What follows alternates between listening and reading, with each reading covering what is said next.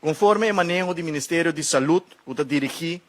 entre outros, a inversão contínua de cuidado, não obstante o retorno financeiro que o AZV tem e também o país Aruba tem, nós há espaço para o ano 2023, assim, várias inversões de cuidado médico para nós melhorar o cuidado e serviço, de caso aqui nós estamos presentes na IMSAM, para anunciar que por meio de AZV, nós também financiar a compra de 2 ambulâncias, novo, maneira é que nós para banda de G, que é a única ambulância que nós temos, assim aqui que está conta de tecnologia de mais moderno, ambulância que está state of the art, que na ano 2018, nós se compra de ambulância aqui, e agora nós toma a decisão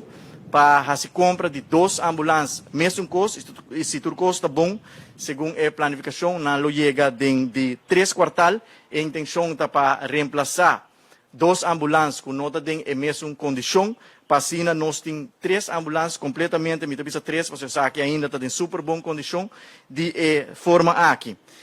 A ambulância aqui está importante, diariamente o personal de ambulância brinda excelente serviço na tua paciente que está guardo tratar diariamente, não escapa seguro. Vida de ser humano, essa é a tarefa principal, essa é a tarefa principal do personal de ambulância, é motivo também para que